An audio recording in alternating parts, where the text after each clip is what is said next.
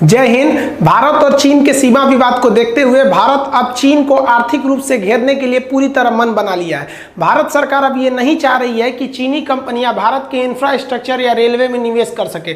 साथ ही चीनी सेना की करीबी मानी जा रही जेटी कंपनी और हुआवे कंपनी जो मोबाइल के पार्ट्स बनाती है तथा जितने भी 4G और 5G की टेक्नोलॉजी के जो इक्विपमेंट है ये बनाती हैं, इनको रोकने के लिए ये भारत सरकार ने एक नियम बनाने जा रही है। हम आपको एक वीडियो भी बनाए थे जिसमें हम G4, G5 इस सब के बारे में बताए थे। उसमें ये भी बोले थे कि भारत सरकार को एक नियम बनाना चाहिए कि जिनका सीमा विवाद है भारत से, उन कंपनियों को भारत में प्रवेश नहीं मिले। तो भारत सरकार इस पर नियम पर विचार करने जा रही है कि जिन जिन देशों के साथ भारत का सीमा विवाद है वो भारत में निवेश नहीं कर पाएंगे। अतः इनका नाम लिए बिना इन्हें हम रोक सकते हैं और करोड़ों का नुकसान इससे चाइना को होगा। सीमा विवाद को देखते हुए हमारे प्रधानमंत्री अचानक लेह दौरे पर चले गए। ये 11,000 फीट की ऊंचाई पर स्थित हमारा सेना का जो बेस था, यहाँ पे स्थिति का जायजा लेने के लिए मोदी जी वहां अचानक पहुंचे। मोदी जी के साथ थल सेना प्रमुख नरवणे साहब और हमारे CDS बिपिन रावत भी उपस्थित थे। इन्होंने पूरी स्थिति की जानकारी दिया। हालांकि अब तक के कोर कमांडरों की मीटिंग में कोई उत्साहजनक रिजल्ट नहीं आया है। हमने 2 कोर कमांडर की मीटिंग चाइना के साइड में किया और इस बार हम लोगों ने त्रिशूल सेक्टर में भी किया था, लेकिन इसका कोई खास नतीजा नहीं है। अभी भी गलवान घाटी, पोंगसो लेक ऐसे एरिया में अभी भी गतिरोध बरकरार है। लेकिन एक चीज सामने निकल के आई है कि अमेरिका जो दोनों विवाद में तटस्थ दिख रहा था, अब वो खुलकर चाइना का विरोध करने लगा है और अमेरिका ने स्पष्ट कहा है कि भारत चीन सीमा विवाद चाइना के एग्रेसिवपन को दिखाता है जो अपने पड़ोसियों की जमीन को हड़पना चाहता है। इस तरह से अमेरिका पूरी तरह से चाइना के खिलाफ हो गया। हांगकांग की स्वायत्तता को पूरी तरह से समाप्त करने के लिए चाइना ने जो अपना नेशनल सिक्योरिटी एक्ट लाया है, इसके खिलाफ भारत भी पूरी तरह से अंतर्राष्ट्रीय मंच पर मुखर हो गया है और इस मुद्दे को भारत UNHRC यानी संयुक्त राष्ट्र के मानवाधिकार संघ में उठाने की बात कहा है। और भारत ने कहा है कि हांगकांग में बहुत से भारतीय रहते हैं, हम उन पर अत्याचार नहीं देख सकते हैं। हांगकांग की स्वायत्तता को समाप्त करने के लिए चाइना बहुत सारे कदम को उठा रहा है। हांगकांग के प्रोटेस्ट को अम्ब्रेला प्रोटेस्ट कहते हैं। इस पर हम एक सेपरेट वीडियो बनाए हैं, इसका डिस्क्रिप्शन में हम लिंक दे देंगे, आप देख लीजिएगा। हांगकांग का इतिहास क्या था अफीम युद्ध और क्यों इसे अम्ब्रेला आंदोलन के नाम से भी जाना जाता है। अतः भारत ने स्पष्ट संदेश चाइना को दे दिया है कि अगर आप हमें से सीमा विवाद रखेंगे तो हम आपको अंतर्राष्ट्रीय मामले में कोई सहयोग नहीं करेंगे, बल्कि हमें जहां मौका मिलेगा हम आपके खिलाफ अंतर्राष्ट्रीय मामले पर खड़े होते रहेंगे और साथ ही हम आर्थिक मोर्चे पर भी आपको आगे बढ़ने नहीं देंगे।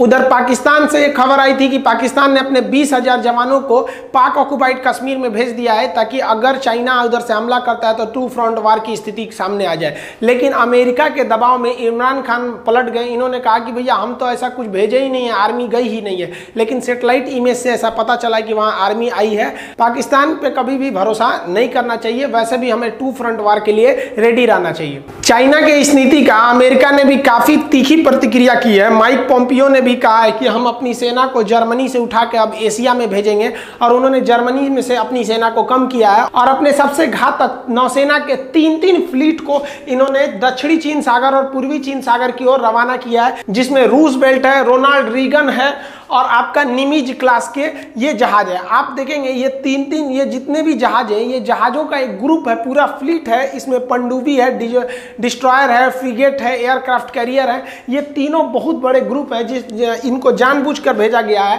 ताकि चाइना जो है इस साइड में ज्यादातर इंगेज रहे और हमें यहाँ पर टेंशन थोड़ा सा बैलेंस करने को मौका मिले। अतः चाइना के ऊपर मनोवैज्ञानिक दबाव बनाने के लिए अमेरिका भी पूरी तरह से कमर कस लिया है। उधर नेपाल के prime minister KP Sharma Oli अपनी कुर्सी को कुछ समय और बचाए रख सकते हैं। एक्चुअली अगर आप देखेंगे तो नेपाल जब 2006 में वहां से राजतंत्र समाप्त हुआ था तो वहां लोकतंत्र की जब स्टार्टिंग हुई थी तो 3 महत्वपूर्ण पार्टियां थी। एक नेपाली कांग्रेस गिरिजा प्रसाद कोइराला के नेतृत्व में और एक जो थी कम्युनिस्ट पार्टी ऑफ नेपाल, माओवादी। वो कम्युनिस्ट थे लेकिन माओ के विचारधाराओं को मानते थे। वो पुष्प कमल दाहाल साहब की थी। इन्हें प्रचंड के नाम से जाना जाता है। ये भी भारत के फेवर में नहीं है। अगर इनकी पार्टी के हिसाब से देखेंगे, विचारधारा के हिसाब से, तो ये चाइना के ही फेवर में ज्यादा रहते हैं। जो तीसरी पार्टी हो गई वो communist party of Nepal unified Marxist and Leninist, यानी ये भी कम्युनिस्ट के हैं लेकिन ये लेनिन और मार्क्स की विचारधाराओं पर चलते हैं। जबकि इनकी जो पार्टी पार्टी है वो माओ की विचारधारा पर, लेकिन दोनों की दोनों पार्टियां जो है वो कम्युनिस्ट पार्टी हैं। 2018 में ये प्रचंड साहब की पार्टी और केपी शर्मा ओली की दोनों कम्युनिस्ट पार्टियां एक हो गई 2018 में, और इनका नाम हो गया नेपाली कम्युनिस्ट पार्टी यानी एनसीपी। अब इन लोगों में एक बातें तय हुई कि 2.5 साल prime minister KP Sharma Oli रहेंगे और 2.5 साल हमारे प्रचंड साहब रहेंगे। लेकिन 2018 बात होते हुए 2020 जब आया तो इनकी विचारधाराएं बदलने लगी और दोनों में एक चीज तय हुआ कि ठीक है आप 5 साल तक प्राइम मिनिस्टर रह सकते हैं, लेकिन पार्टी की सारी कमान वो पुष्प कमल दहाल यानी प्रचंड साहब के पास रहेगी।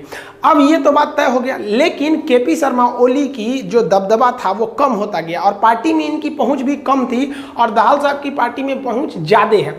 इसको देखते हुए नेपाल ने भारत का कार्ड खेलना चालू किया और ये भारत विरोधी काम तब से चालू किए जब चाइना ने अपना राजदूत हाउ यांकी को भेजा। हाउ यांकी कई बार नेपाली कम्युनिस्ट पार्टी से मिल चुकी है, इन दोनों पार्टियों के गठबंधन में काफी महत्वपूर्ण भूमिका निभाई थी। ये पार्टियां दोनों टूटने वाली थी और केपी शर्मा ओली की सरकार गिरने वाली थी, इसमें इनका बहुत ज्यादा रोल रहा है।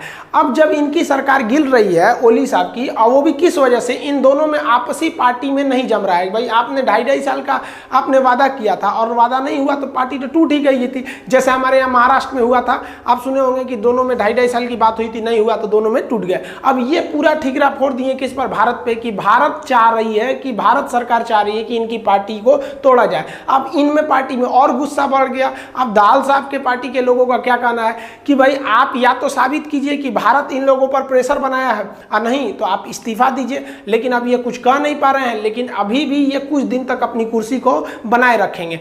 ऐसा अंदेशा जताया जा रहा है कि बहुत ही जल्दी ये दोनों पार्टियां फिर से टूट जाएंगी और पार्टी में ज्यादा दबदबा दहाल साहब की पार्टी का है और इस बार जो प्राइम मिनिस्टर होंगे वो कम्युनिस्ट पार्टी ऑफ नेपाल जो माओ है उसकी ओर से ऐसा अंदेशा जताया जा रहा है कि माधव राय नेपाल को प्राइम मिनिस्टर का पद मिल सकता है। आगे क्या होता है मिलेंगे नेक्स्ट